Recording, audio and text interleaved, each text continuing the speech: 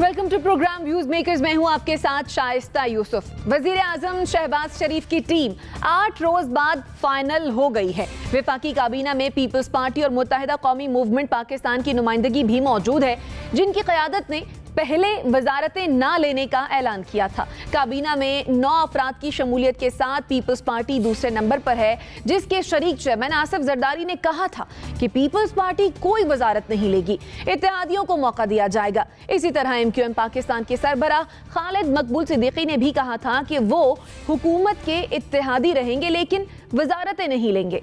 अब उनके भी 2 वज़रा शहबाज शरीफ की काबीना का हिस्सा बन गए हैं। सवाल यह है कि पीपल्स पार्टी और MQM पाकिस्तान की वजारतें ना लेने से मुतालिक ना हाँ में कैसे तब्दील हुई। इस पर डिस्कशन के लिए जो मेहमान हमारे साथ मौजूद हैं, तारुफ मैं आपसे करवा देती हूँ। हमें ज्वाइन किया है ब्रिगेडियर रिटायर्ड हारिस नवाज साहब ने, मोना आलम साहिबा हमारे साथ मौजूद हैं, नसीम सिद्दीकी साहब ने हमें ज्वाइन किया है और हमारे साथ मौजूद हैं मुजम्मिल सोहरवर्दी साहब भी। आप तमाम मेहमानों के वक्त का बेहद शुक्रिया। मुजम्मिल साहब, आपकी जानिब आऊँगी। पहले कहते रहे वजारतें नहीं लेंगे, फिर वजारतें ले ली, ये रातों रात आखिर ऐसा हुआ क्या? वो भी जेस्चर ऑफ गुडविल था, ये भी जेस्चर ऑफ गुडविल है। मैं समझता हूँ कि आपस में सीजन सियासी जमातें हैं, वो एक दूसरे को स्पेस दे रही थी कि कैसे खेलना है और बिलाखिर उनमें मामला तय पा गए। जो सियासी जमातें हैं वो आपस में खुद बैठकर मामला तय करती हैं। उन्हें मामला तय कराने के लिए किसी एम्पायर या थर्ड फोर्स की ज़रूरत नहीं होती। हमने तो ना को हाँ में छड़ी के ज़रिए बदलते देखा है ना, गुफ्तगू के ज़रिए, मुज़ाकरात के ज़रिए बदलते तो नहीं देखा है। हमें तो ये पता है कि फ़ोन कॉल पर ना हाँ में बदलती है। हमें ये थोड़ी पता है कि बाद मुज़ाकरात से एक दूसरे को कायल करके भी ना को हाँ में बदला जा सकता है। तो दोस्तों को मायूब लग रहा है, लेकिन मैं समझता हूँ कि ये मुस्लिम लीग नून की पहले दिन से स्ट्रेटजी थी कि जो सियासी जमातें उसके साथ इस हद में एतमाद में हैं, वो हुकूमत में भी साथ हों। उनका हुकूमत से बाहर होना मुस्लिम लीग नून के लिए कोई अच्छा शगुन नहीं था। जब तक वो शिप को बोर्ड ना करती, कैबिनेट नहीं अनाउंस करनी चाहिए थी। चाहे 8 दिन लग गए, उन्होंने सबको साथ लेकर कैबिनेट अनाउंस की, जो मैं समझता हूँ कि एक सियासी सूझबूझ थी। सोलो फ्लाइट उनका भी वही हाल करती जो इमरान खान का हाल किया है। इसलिए उस हाल से बचने के लिए ये ज़रूरी था कि इत्तेहादी जमातों को साथ शरीक इक़्तिदार किया जाता। ठीक। मोना, आपके ख्याल में क्या सोच समझ के पोर्टफोलियोज की तकसीम हुई है? अगर अब्दुल कादिर पटेल की बात करें, वो वज़ीर सेहत नामजद किए गए हैं, आपके ख्याल में क्या ये ठीक है? इनका आपने क्योंकि बात ही यहाँ से शुरू की है, तो मैंने ट्वीट किया है कि मुझे नहीं समझ आता ये जो मतलब बिलो द बेल्ट और सेक्सिस्ट किस्म के रिमार्क्स वो देते थे अपने सियासी मुखालफिन पर। मैंने सुना था बिलावल साहब को पसंद नहीं है वो। अगर रफ़ीउल्लाह साहब कहते थे कि बिलावल साहब ने माइंड किया है, उनको रोकते हैं, लेकिन मुझे तो ये उल्टी बात लग रही है। वरना तो मुझे कोई समझ नहीं आता कि अब्दुल कादिर पटेल हेल्थ मिनिस्टर कहाँ से, और डॉक्टर फैसल सुल्तान, मतलब PTI से आप लाख इख्तलाफ करें, लेकिन डॉक्टर फैसल सुल्तान एक बहुत एबल हेल्थ मिनिस्टर थे। उन्होंने कोविड में मिसाली काम किया था, लेकिन उनकी रिप्लेसमेंट के तौर पर कादिर पटेल साहब मेरी समझ से बाहर है।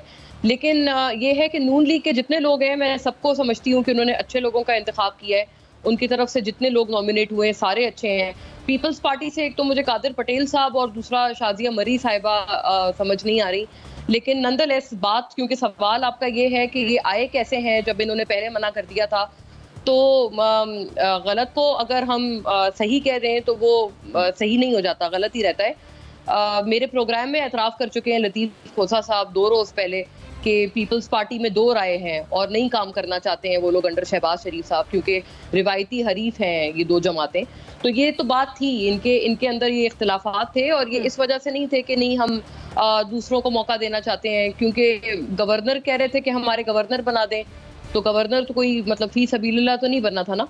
तो खैर बात यह है कि मुझे फिर भी, मैं इस बात पे खुश हूँ कि ये मैं कोई इस तरह की बात नहीं करूँगी कि पहले क्या होता था और अब शायद कुछ मुख्तलिफ हो गया। लेकिन मुझे लगता है कि अच्छी बात है कि ये सारे मिल गए हैं और इसी तरह से इनको होना चाहिए था। कोएलिशन गवर्नमेंट जो पिछली थी उससे ज़्यादा अगर हम इसको देखें तो ये ज़्यादा वीक है coalition government, in the sense कि इसमें 2 मेजॉरिटी पार्टीज हैं जो कि बिल्कुल जिनकी बराबर की तकरीबन सीट्स हैं, यानी कि पीपल्स पार्टी और नून लीग। तो इन दोनों का साथ रहना बहुत ज़रूरी है। और शुरू में यही बात थी कि 1-2 रीजंस थे पीपल्स पार्टी के। एक तो ये कि वो शहबाज शरीफ साहब के अंडर नहीं करना चाह रहे थे कि बिलावल साहब काम करें। अभी भी आप देख लें बिलावल साहब नहीं है काबीना में। गोया ये कि कुछ लोग कह रहे हैं कि वो बनेंगे फॉरेन मिनिस्टर, उन्हीं के लिए ये स्लॉट खाली छोड़ा गया है। लेकिन ये कि अभी तक हमने नहीं देखा है। तो एक तो ये रीज़न था और दूसरा रीज़न ये था कि इस वक्त जो हालात हैं उनको भी समझ आ रहा है कि वो टोटल इसका जो एक ब्लेम है वो अपने ऊपर नहीं लेना चाहते, क्योंकि इस वक्त हालात कहीं सही नहीं होंगे। इस वक्त जो हमने इनहेरिट किया है और साथ साथ जो आलमी कंडीशन है उससे कोई इनकार नहीं कर सकता है। इसका तो एतराफ़ बल्कि वज़ीर आज़म शहबाज शरीफ भी कर चुके हैं। लेकिन फिर भी ये मैं समझती हूँ क्रेडिट है शहबाज शरीफ साहब का कि उन्होंने सबको मना लिया और रजामंद किया। ठीक है ब्रिगेडियर साहब, इत्तेहादियों ने जो ये वजारतें जिनको उनको मिली हैं, आपके ख्याल में क्या ये बाय चॉइस मिली है या फिर शहबाज शरीफ साहब ने खुद फैसला किया होगा कि किसको कौन सी वजारत देनी है? देखें, पीपल्स पार्टी की स्पेसिफिक कंडीशन थी जिसकी वजह से वो चाह रहे थे अपनी मर्जी के फैसले करें। एक number 1 they wanted president of Pakistan seat, number 2 chairman senate, speaker national assembly, governor Punjab, और उसके बाद उन्होंने 15 से 20 नेशनल असम्बली की सीटें अगले इलेक्शन के लिए अपनी सिक्योर करना चाहते थे। अब डिपेंड करता है कि उसमें कौन सी बातें मानी गई तभी वो शामिल हुए हैं। आई एम श्योर कि प्रेसिडेंट की, चेयरमैन सेनेट की, स्पीकर की, गवर्नर की सीट एग्री कर ली होगी। डिपेंड करता है अभी ये 15 सीटें जो होगी। बात की है जो मोना ने बिल्कुल सही बात की है कि दोनों मेजर पार्टीज़ हैं। आई थिंक 20-25 सीटों का दोनों में फ़र्क है, दोनों का नज़रिया फ़र्क है, दोनों ने इलेक्शन एक दूसरे के खिलाफ लड़ना है। किसी वक्त भी आई फील के पीपल्स पार्टी जहां उनको मौका मिलेगा, जहां वो समझेंगे कि this is the right time, they are going to quit. ये मेरी अपनी एनालिसिस है, मे भी बाकी पैनलिस्ट की अपनी मर्जी है कि वो बेहतर समझते हैं इसके बारे में, और वो एक अपना एक सडनली एक लेके नैरेटिव बनाएंगे एंड दे विल, क्योंकि उनको लाहौर में चाहिए 10-15 सीटें जिसके लिए वो सारा कुछ कर रहे हैं। ये कॉन्स्टिट्यूशनल अपॉइंटमेंट उन्होंने इसी वजह से लिए हैं। सेकंड ये कि 32 में जितने भी मिनिस्टर बने हैं 2 हैं सिर्फ जो क्लीन है, बाकी जितने हैं वो सारे बेल के ऊपर, उनके ऊपर करप्शन चार्जेज हैं। एक तो इसकी अहमियत ये देख लें कि क्या उनको कोई और मिनिस्टर नहीं मिल रहे थे, ये एक जो इम्पोर्टेंट बात है। सेकंड, जो मुल्क के इस वक्त क्राइसिस है, अभी आपके सामने मेरे ख्याल में 1-2 दिन में बिजली की और कीमत बढ़ने लगी है। 1 मई को 100% जो है वो पेट्रोलियम गैस इनकी चीज़ों की कीमत बढ़ जाएगी। उसके बाद इमरान खान का अपना नैरेटिव है जो परसों जलसा हो रहा है, फिर मेरिट लेके बिल करें। It is a very tough call.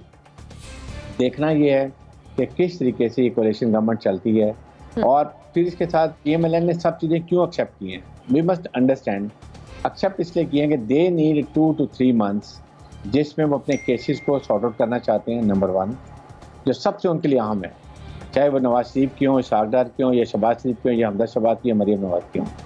Number 2 वो क्या चाहते हैं कि इमीडिएटली इलेक्टोरल रिफॉर्म में EVM और ओवरसीज पाकिस्तानी को हक से ये ख़त्म कर दिया जाए, ताकि ये भी जो इमरान खान ने किया था उनको डर है कि इससे उनका वोट बैंक बढ़ जाएगा, वो नहीं चाहते करने के लिए ये। और तीसरा मेरे ख्याल में बेसिकली ये 2 पॉइंट्स हैं जिसकी वजह से वो सब कुछ कर रहे हैं।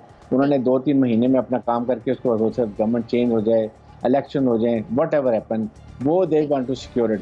तो ये हालात हैं जिसको देखते हैं मेरे ख्याल में इट विल वेरी डिफिकल्ट कि ज़्यादा लॉन्ग ये कोalition चल सके। ठीक, नसीम सिद्दीकी साहब, हम देख रहे हैं कि जो जितनी भी अहम वजारतें हैं जिनकी कारकर्दगी पर जो है वो इंतखाबात का दारोमदार भी होता है, वो नून लीग ने अपने पास रखी हैं। क्या ये डेलिबरेटली किया है नून लीग ने या फिर बस हो गया है? मुझे तो वफाकी काबीना आज देख के तो वो शेर याद आ गया कि बदलता है आसमां रंग कैसे कैसे।